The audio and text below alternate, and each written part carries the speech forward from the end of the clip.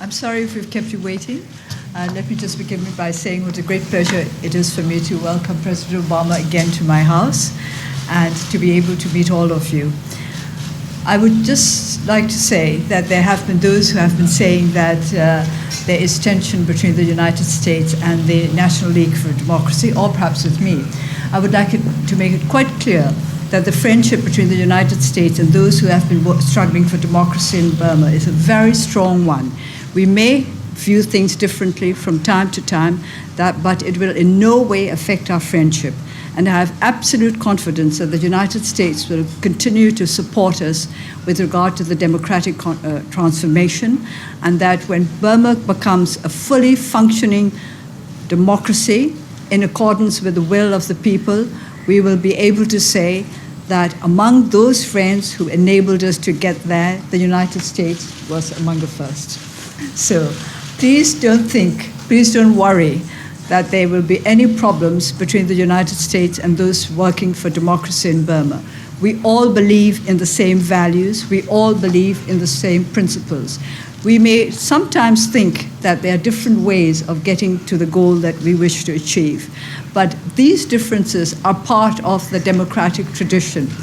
Democracy allows people to have different views, and democracy makes us also responsible for negotiating an answer to those views. I would like all of you to feel welcome in this country, and I would like all of you to feel that you can join us in hoping for better days. But at the same time, I always warn against over-optimism, because that could lead to complacency. Our reform process is going through, let us say, a bumpy patch. But this bumpy patch is something that we can negotiate with commitment and with the help and understanding of our friends from all over the world. So let us not exaggerate the differences, the difficulties, but at the same time, let us not exaggerate the rosy picture either. What we need is a healthy balance between optimism and pessimism. We need to view the situation for what it was, but at the same time, we all have to be confident that we will get there. We will get where we want to get to, because that's what our people want. In the end, it's the people of Burma who will decide where this country is going to, and in which way, and how, and when.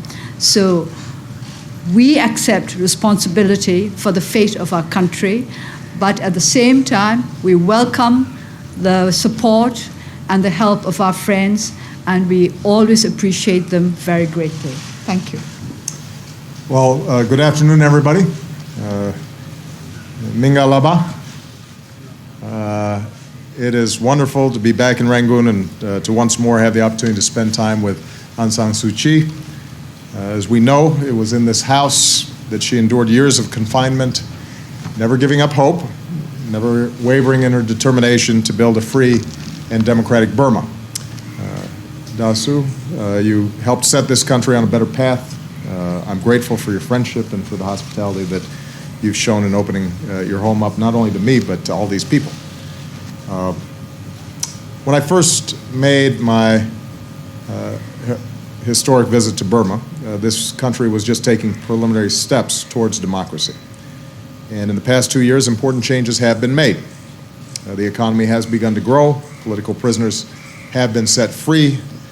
There are more newspapers and media outlets. Children have been released from the military. And these are all important changes that have opened up greater opportunity for the people of Burma. At the same time, as Aung San Suu Kyi just said, it's clear how much hard work remains to be done and that many difficult choices still lie ahead. The process for reform is by no means complete or irreversible. For many, progress has not come fast enough or spread far enough. People need to feel safe in their homes and not be subject to arbitrary harassment by authorities or individuals acting with impunity. People need to be empowered to pursue their dreams. And as Burma approaches important national elections next year, it will be critical to ensure that all of Burma's people can participate in shaping the future of their country. As a member of Parliament and the head of the Rule of Law Committee, Aung San Suu Kyi is working hard to make government more transparent, more accountable, to protect the rights of all the Burmese people, to promote reforms that would expand the political space for more people to contribute their voices. But implementing the major political and economic reforms that are necessary to keep Burma advancing toward democracy is going to take a great deal of political will and no small amount of determination. And we, as friends of the Burmese people, are clear-eyed about the scale of the challenges that remain and recognize that we cannot remain complacent. Today, Suu and I had a wide-ranging discussion about how the United States can help facilitate and bolster Burma's democratic transition. We talked about the need for stronger rule of law, for elections that are free, fair, and inclusive, and for continued constitutional changes that will move Burma more fully towards a civilian government. We spoke about how we can work together to promote national reconciliation and diffuse sectarian tensions among Burma's diverse ethnic groups. Specifically, I stressed the need to find durable and effective solutions for the terrible violence in Rakhine State. Solutions that end discrimination, provide greater security and economic opportunities, protect all citizens, and promote greater tolerance and understanding. Strengthening human rights protections for all of Burma's people is an essential step to realizing the vision we share for the future of this beautiful country. The last time I stood here, I made a pledge to the people of Burma that if we continued to see progress toward reform, the ties between our countries would grow stronger, and the United States would continue to do whatever it could to help ensure Burma's success. Over the last 2 years, I think we've made good on that pledge, and I want to reiterate the commitment to match continued reforms with greater support and friendships in the future. We're committed to working directly with the people of Burma, not just the government. So later today, I'm looking forward to speaking with representatives of Burma's civil society groups and with young leaders from Burma and all across Southeast Asia who are working to create greater opportunities for themselves and for future generations. I think these new voices are going to be critical to making sure that reforms are sustainable and meaningful to people across the country and across the region. So, Daw Suu, thank you again for welcoming us here today. We continue to look to you for inspiration as well as resolve, and I know that you will continue to be a fierce advocate on behalf of the people of Burma, a future of democracy, and I know that you will be a strong partner with the United States. So, thank you. Thank you. Now, I think... Questions? Who's going to invite? I'll go first. All right. Christy Parson.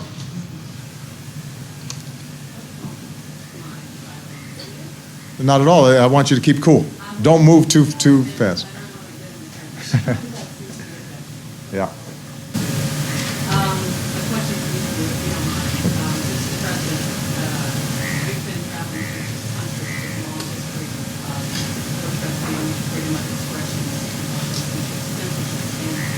Interesting yesterday, the President Xi seemed to be saying that there's problems as a result of the blame.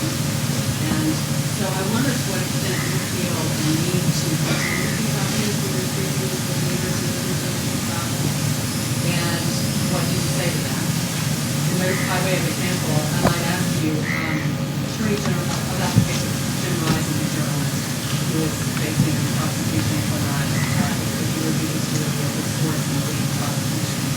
And I just wonder, Attorney General Holder has said that no reporter will go to jail on his watch. I wonder if that's, are you thinking specifically about this case, or is that your focus as well? And if I may, Daw Aung, ask you, how concerned are you about the violence against ethnic minorities and the Rohingya people? And what do you believe is your responsibility to speak out? The issue of press freedom is a constant concern in my interactions with the Chinese government. It's an issue that I've raised with the president here in Burma. I'm pretty blunt and pretty frank. about the fact that societies that repress journalists ultimately oppress people as well. And that if you want a society that is free and vibrant and successful, part of that formula is the free flow of information, of ideas, and that requires a free press. That is part of our tradition. As I explained to President Xi in China, it's in our DNA. We believe in the primacy of individuals being able to pursue their dreams, endowed with certain inalienable rights, and we believe that when governments censor or control information, that ultimately that undermines not only the society, but it leads to eventual encroachments on individual rights as well. I can't comment, Christy, on any particular pending case, as you know. That's sort of an ironclad rule, or any particular prosecution. I can read back to you what Attorney General Holder has said, which is no journalist is going to go to jail for doing their job. And I don't think you're suggesting that there's that the two cases are comparable.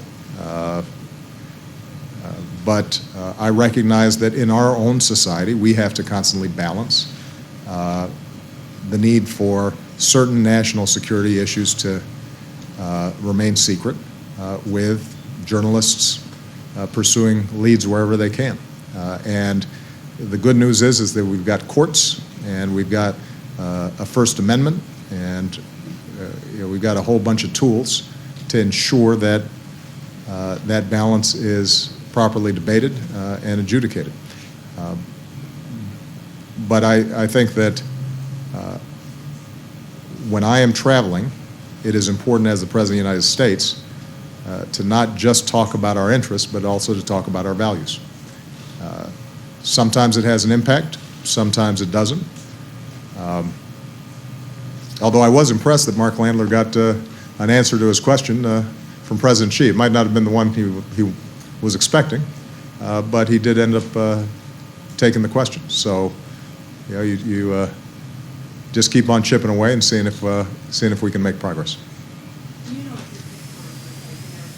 Hold on a second, Christy. Don't try to segue into a second question.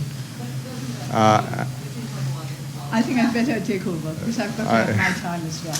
There you go. Well, the National League for Democracy has always been against violence of any kind, either on racial grounds or religious grounds or ideological grounds. We do not believe that violence really resolves anything at all. Our struggle for democracy has been carried out with a strong grasp on the principle of nonviolence. And also, we believe in the rule of law. So if you ask, how do we propose to resolve all these problems of violence between communities, between different ethnic groups, we've got to start with rule of law. People have to feel secure before they can start talking to one another. We cannot achieve harmony without security. People who feel threatened are not going to sit down and sort out their problems. So I would like to recommend, as the chair of the Rule of Law and Tranquility Committee, don't forget that tranquility is also included, that the government should look to rule of law. It is a duty of the government to make all our people feel secure. And it is the duty of our people to learn to live in harmony with one another. If we want democracy, we have to be prepared to live by the principles of democracy. We have to dare to live according to the principles of democracy.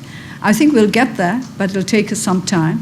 But we will remain fully committed to the principle of nonviolence. Good. Is there a Burmese journalist? Yodat from the Mizima newspaper. Mr. President, I'd like to know about the Myanmar reforms. You have been talking with the presidents and parliaments, speakers, and also you're going to talk with the civil societies groups and then youths. So My direct question to you is that how have you got any specific agreement with the Myanmar government or President Thein Sein about Myanmar reforms, such as constitutional change and peace negotiation, peace process, and also 2015 general election, and also to Daw Aung Suu Kyi? You have got a 1-hour discussion with the president, and at the current political situation, as you said, it's a bumping situation, bumping state. So, if you didn't make amendment or you didn't change constitution, NLD and you yourself is going to be very difficult after 2015 election. So, have you talked about those issues with the president, or what president told to you about U.S. support to you? Thank you. Well, the issue of making sure that reforms and the transition is fully realized was the main topic of our conversation, and the main topic of my conversation with the president last night. As I indicated before, there are signs of progress.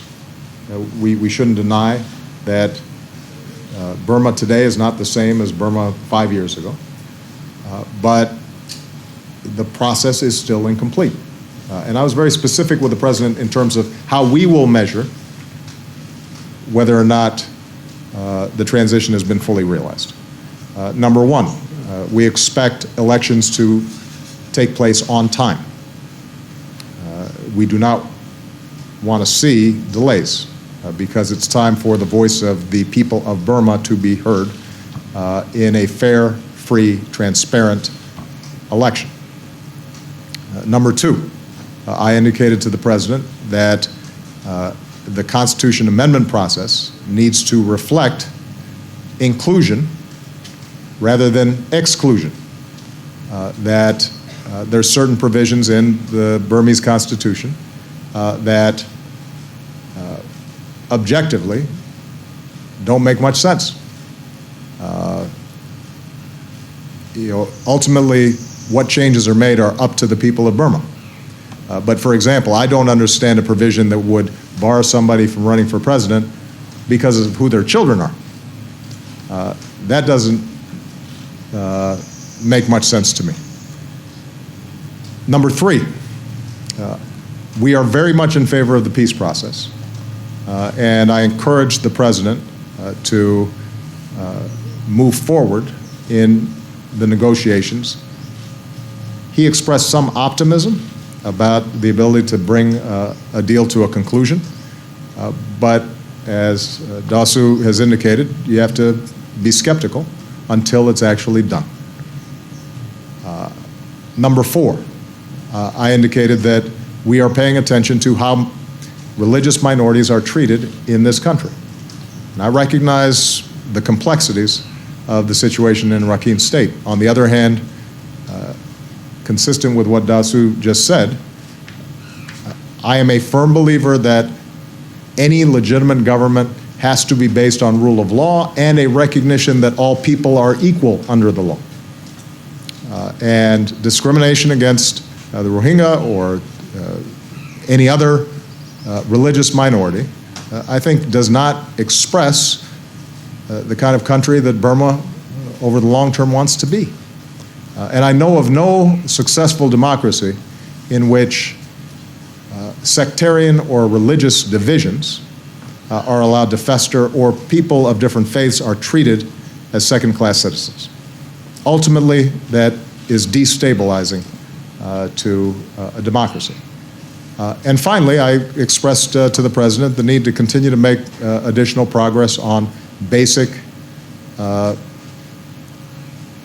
issues of freedom and personal security. That journalists can't be jailed simply because they were critical of the government. That arbitrary arrests or individuals being in some fashion abused by government with impunity rather than being respected and treated in accordance with law that's a test of whether or not a society is moving towards a genuine democratic process. And the President yesterday acknowledged that some progress had been made and there was more to do.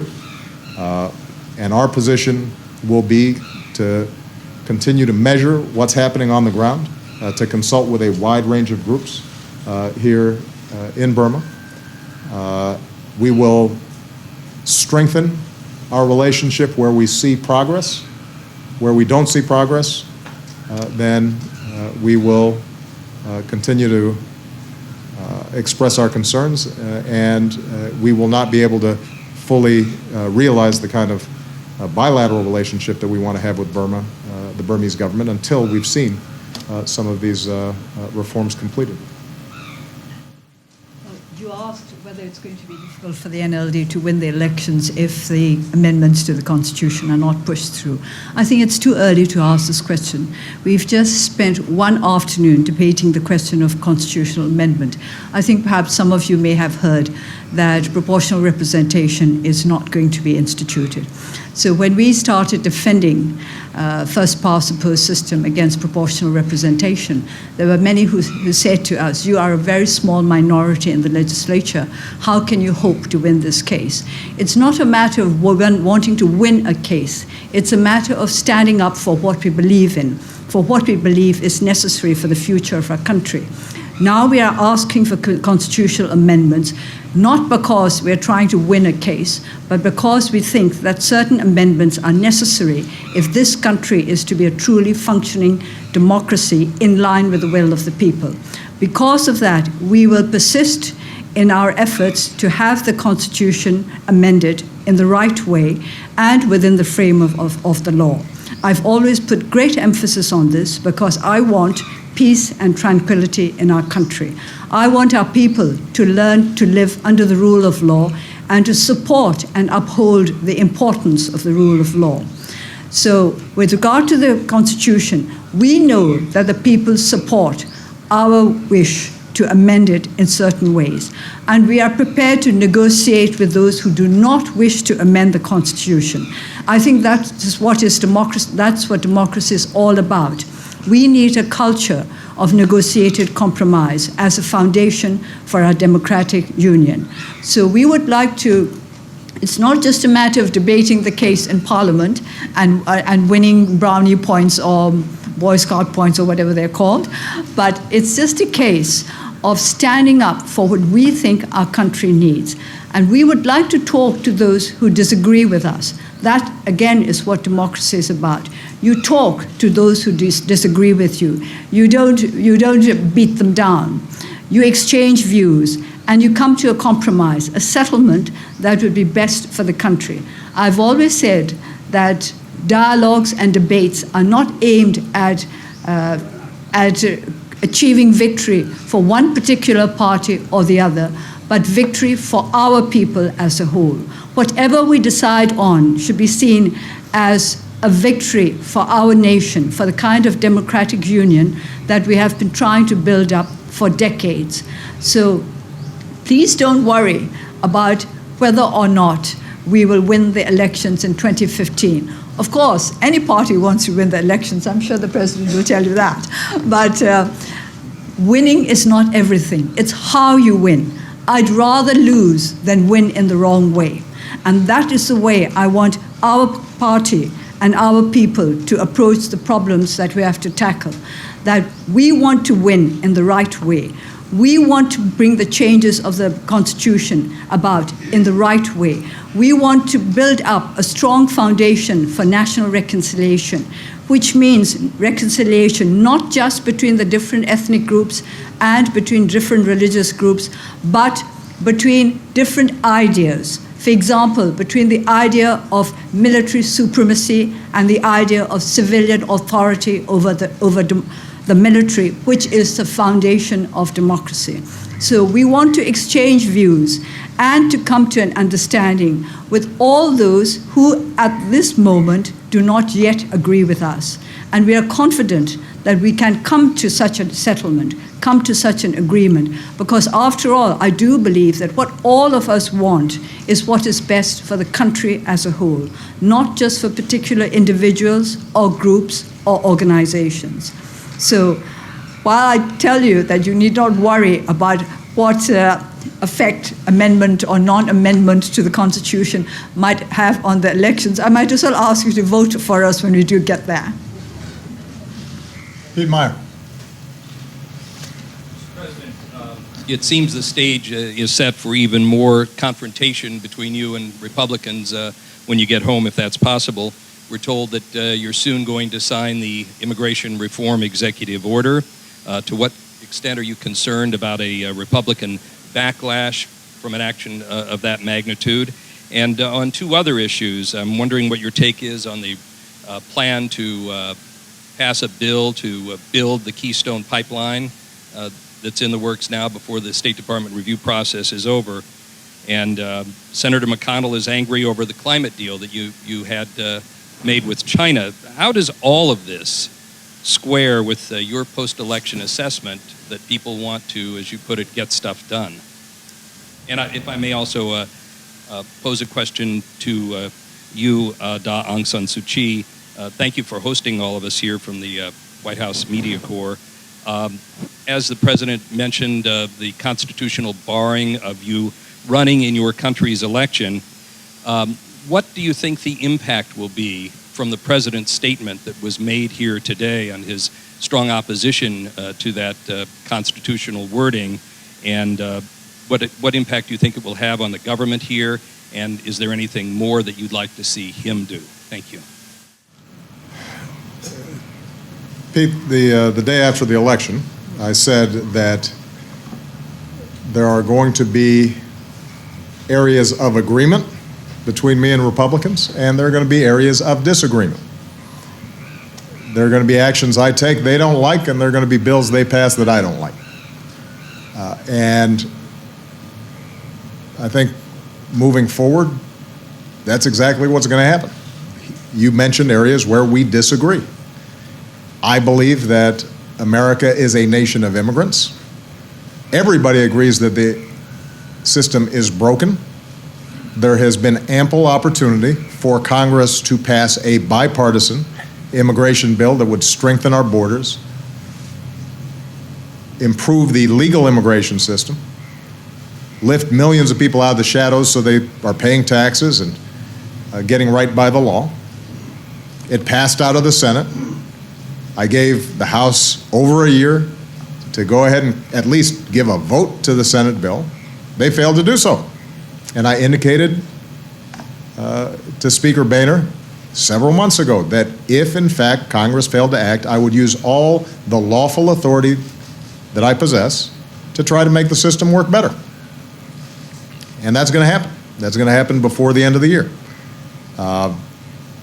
But what I've also said to them, and I said this during the lunch with the Speaker and Leader McConnell, is that I am always interested in negotiating a legislative solution to the immigration problem, and that the minute they pass a bill that I can sign that fixes our immigration system, then any executive actions I take are replaced.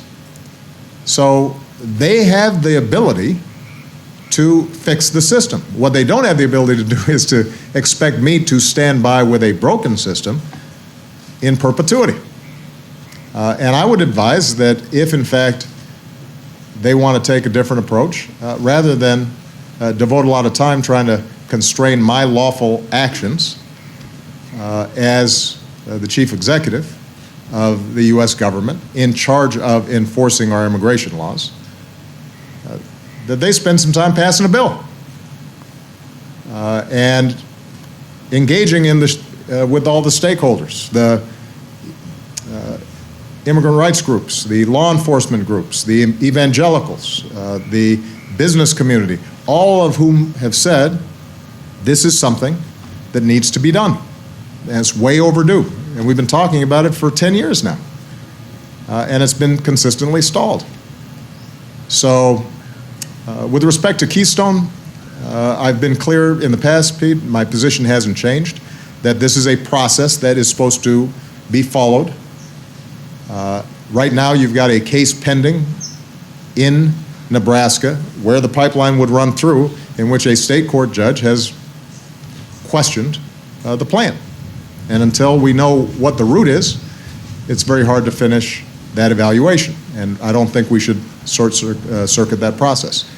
I have also noted that as a policy matter, my government believes that we should judge this pipeline based on whether or not it accelerates climate change or whether it helps the American people with their energy costs and their gas prices. And I have to constantly push back against this idea that somehow the Keystone Pipeline is either this massive jobs bill for the United States or is somehow lowering gas prices. Understand what this project is. It is providing the ability of Canada to pump their oil, send it through our land down to the Gulf where it will be sold everywhere else. And it doesn't have an impact on U.S. gas prices. You know what does have an impact on U.S. gas prices is the incredible boom in U.S. oil production and natural gas production that's taken place under my administration. And if my Republican friends really want to focus on what's good for the American people in terms of job creation and lower energy costs, we should be engaging in a conversation about what are we doing to produce even more homegrown energy. I'm happy to have that conversation. With respect to the climate change deal, I have been very clear that I have responsibilities as president, not just to current generations, but to future generations. The science is indisputable. The planet is getting warmer, and it is getting warmer in part because of man-made activity. And the release of carbon gases, carbon dioxide and greenhouse gases into the atmosphere can have a potentially devastating effect that will cost our country, could devastate communities, could increase the impact of natural disasters, and will have an impact worldwide that is destabilizing and could affect our national security. That's not my opinion, by the way. That is the opinion of our Joint Chiefs of Staff, that climate change is a direct national security threat. Now, the argument that I've received in the past has been either denial of the science, or alternatively, there's no point in us doing something about it, despite us being one of the two largest emitters in the world, because if we do something and China doesn't do anything, we'll just put ourselves at a competitive disadvantage, we'll lose jobs to China, and the problem won't be solved anyway. I'm not going to deny the science, but I took seriously the notion that we want all countries to participate in solving a global problem. And so I engaged with China over a lengthy set of negotiations, and by all independent accounts, for the first time, we got China to make a very serious commitment to constrain its greenhouse gases. Why would anybody be against that? That sounds like the right thing to do to me. So that's a response to the specific ideas. But let me reiterate what I said at the top. The fact that I disagree, or Republicans disagree with me on a certain set of issues, doesn't exclude us working together on a whole range of issues where we do agree. They're interested in tax reform, so am I. Let's get to work. They're interested in promoting trade that will create jobs and opportunity for U.S. workers and U.S. businesses. All over it. It's part of what this Asia trip's been all about. They're interested in rebuilding our roads, our bridges, our ports, our airports, putting people back to work, making sure we're competitive. I'm game. So, the one thing that I think is going to be important for us to have a successful partnership over the next couple of years is not making disagreements on a single issue suddenly a deal breaker on every issue.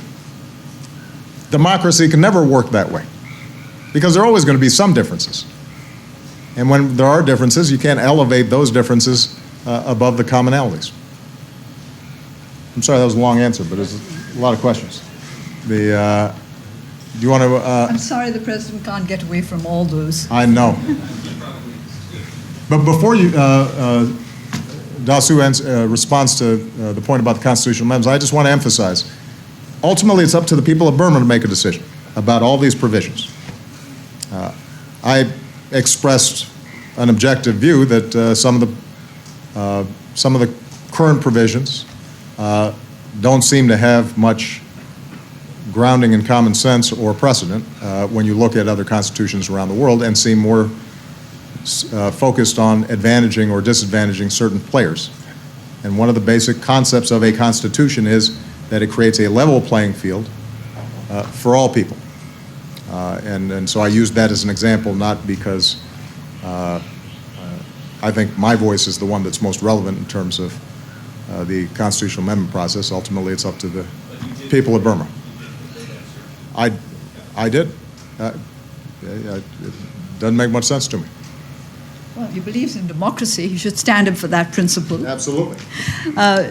Well, I've always said that it's somewhat flattering to have a constitution written with me in mind, but it shouldn't be done that way. That's not how a democratic constitution should be written.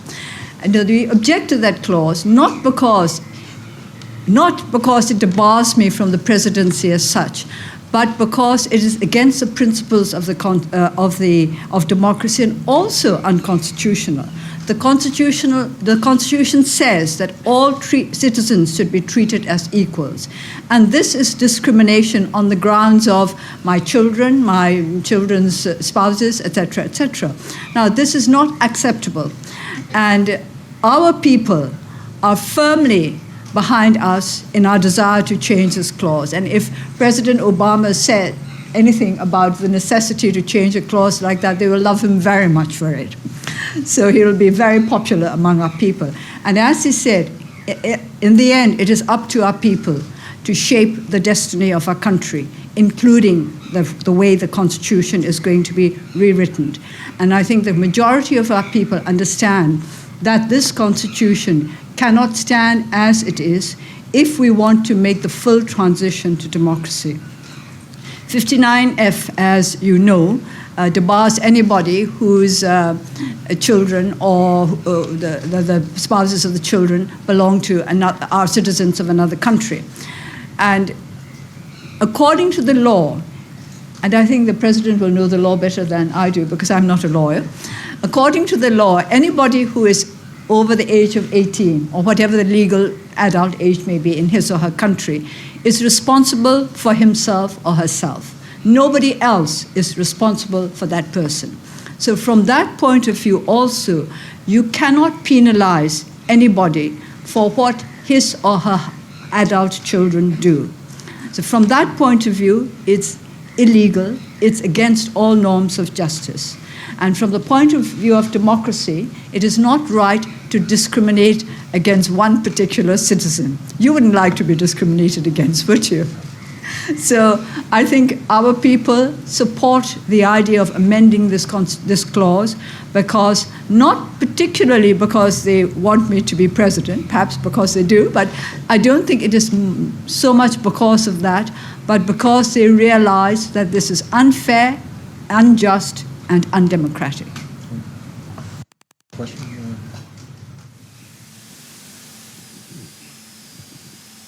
Thank you. I am Tan Sotong from 11 Media from Myanmar. And I would like to ask the question to Mr. President. The question is, have you discussed about the journalist situation in Myanmar when you met the President U Thein Sein last night? Because more journalists than politicians have been arrested, persecuted, and sent to the jail under the President U Thein Sein administration. And when you discuss about this, how did he respond to this discussion? Thank you. I didn't bring up specific cases with him. I brought up a basic principle that I stated earlier, which is that a free press is a foundation for any democracy.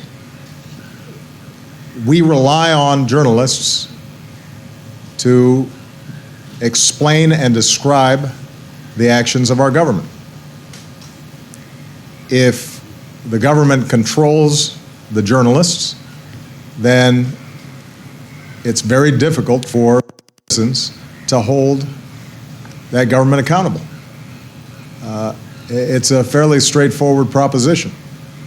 And I recognize that there is a transition process that's taking place, that there is a more robust debate today than there was the last time I visited.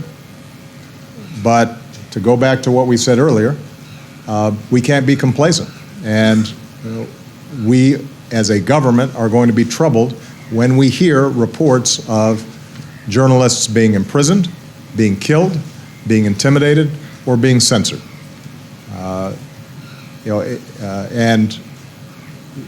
When we engage with this government or any government, and we have evidence that that's taking place, then we're going to raise it. Thank you very much.